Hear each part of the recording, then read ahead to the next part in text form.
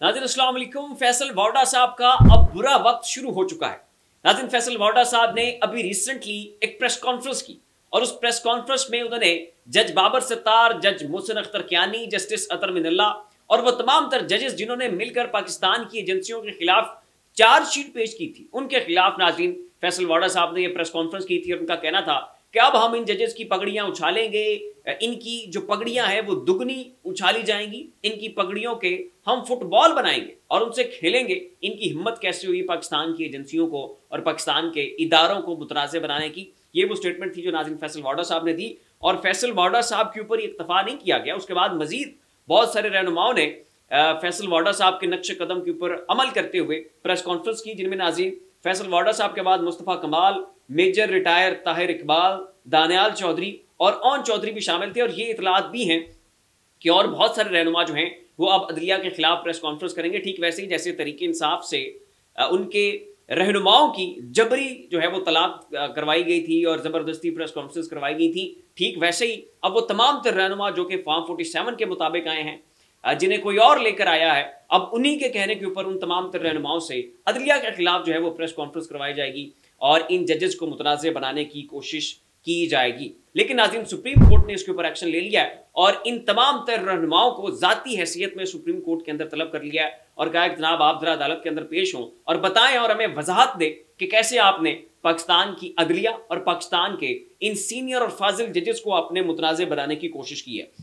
और ये इतलात भी है नाज़रीन कि ये तमाम तर लोग जिन्होंने जजेस के खिलाफ ये प्रेस कॉन्फ्रेंस की है, इनके खिलाफ तौहीन अदालत की कार्रवाई की जाएगी, इनको सख्त से सख्त सजाएं सुनाई जाएंगी, इनको नाहल भी किया जा सकता है ताकि एक प्रेसिडेंट सेट हो जाए कि आइंदा किसी की भी हिम्मत ना हो कि वो जजेस को डराए और जजेस को धमकाए। नाज़रीन सुप्रीम कोर्ट के जज हैं अतर मिनल्ला साहब, उन्होंने इस मामले के ऊपर रिमार्क्स दिए और वो कहते हैं कि पगड़ियां फुटबॉल बना दी गई हैं। वाजे कर दूं कि कोई भी जज ना डरेगा ना सहमेगा, आपने जजेस को प्रॉक्सी के जरिए धमकाना शुरू कर दिया है, तो ऐसे नहीं चलेगा। ये नाज़रीन कहना था जस्टिस अतर मिनल्ला साहब का।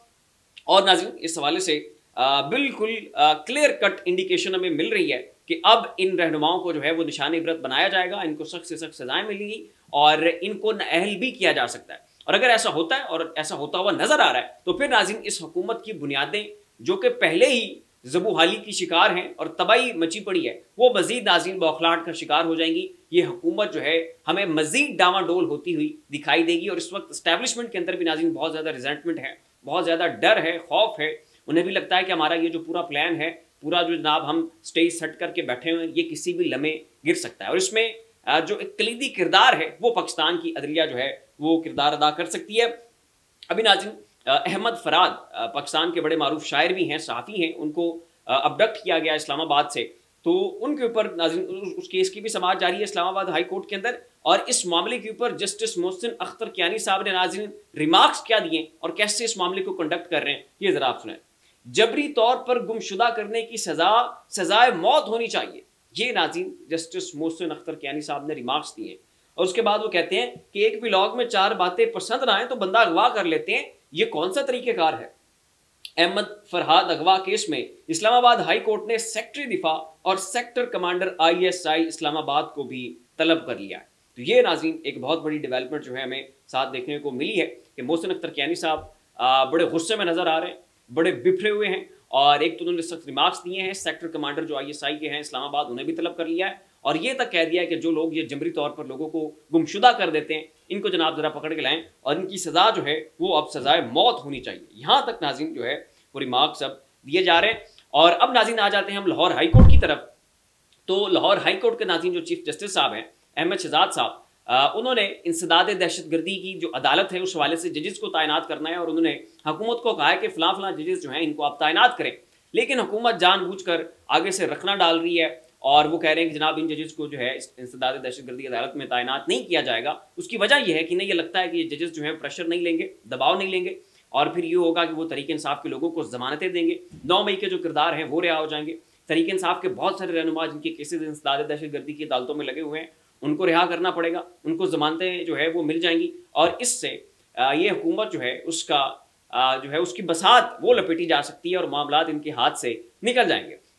तो इसलिए नाज़रीन अभी तक जो है वो लाहौर हाई कोर्ट की इंसदाद दहशतगर्दी की जो अदालतें हैं वहाँ पर जजेस को तैनात नहीं किया गया, और वहाँ पर के जो चीफ जस्टिस हैं वो बार बार इसरार कर रहे हैं कि क्यों आप अभी तक जो है वहाँ पर जजेस को तैनात नहीं कर रहे हैं। और नाज़रीन, अब तो उन्होंने यहाँ तक कह दिया कि मैं अगली समात में जो वजारत आला की जनाब हमारी मरियम नवाज साहिबा हैं इनको मैं तलब करूँगा और फिर इनसे पूछूंगा कि क्यों आप अभी तक जो है जजेस को तैनात नहीं करने दे रही हैं, और इनके ऊपर मैं तौहीन अदालत की कार्रवाई का आगाज करूँगा। यहाँ तक जो है नाज़रीन मलिक शहजाद अहमद जो कि लाहौर हाई कोर्ट के चीफ जस्टिस हैं, उन्होंने ये तक बातें नाज़रीन जो हैं वो अब कह डाली हैं। और इससे साफ जाहिर हो रहा है नाज़रीन कि इस वक्त जो पाकिस्तान की जुडिशरी है, पाकिस्तान की जो अदलिया है, चाहे सुप्रीम कोर्ट है, चाहे ये सारे हाई कोर्ट्स हैं, बिल्कुल उन्होंने ठान ली है कि अब जो है ये तमाम तर किरदार जो उन्हें डराते हैं, जो धमकाते हैं, जो मनपसंद के फैसले लेने की कोशिश करते हैं, इनके रिश्तेदारों को उठाते हैं, इन्हें बिजली के झटके लगाए जाते हैं, इनके घरों में जो कैमरे नस्ब किए जाते हैं, अब नाज़रीन जजेस ने ये तहैया कर लिया है कि अब ऐसा प्रेशर मजीद बर्दाश्त नहीं करेंगे। अब जूं का जवाब जो है वो हम तू से देंगे और ईंट का जवाब इन्हें पत्थर से मिलेगा, और अब इंसाफ ही इंसाफ होगा, इंसाफ का बोलबाला होगा। किसी की फ़ोन कॉल के ऊपर, किसी के एक व्हाट्सएप मैसेज के ऊपर, किसी की एक छोटी सी धमकी के ऊपर, किसी के एक छोटे से लालच देने के ऊपर जो है अब हम अपने फैसले जो हैं वो तब्दील नहीं करेंगे। और नाज़रीन, ऐसे ही ये सिलसिला जारी रहा मज़ीद 3-4 माह तो फिर बहुत मुश्किल है कि हुकूमत जो है ये जारी रह सके। महंगाई इतनी ज़्यादा है, बेरोज़गारी है, आगे इन्होंने जून का जो है वो बजट पेश करना है, उसमें सब्सिडीज़ जो हैं वो ख़त्म होनी है, बिजली के बिल आने और बहुत सारे इंडिकेटर्स हैं, बहुत सारे फैक्टर्स हैं नाज़रीन। मजमूई तौर पर अब जब जो है हमें साथ में जुडिशरी भी नज़र आ रही है कि उसने भी स्टैंड ले लिया है, तो हुकूमत नाज़रीन ये हमें चलती हुई दिखाई नहीं दे रही। फिलहाल इतना ही। ऐसी मज़ीद लम्हा व लम्हा अपडेट्स के लिए हमारा चैनल ज़ाविया सब्सक्राइब कर लें। शुक्रिया।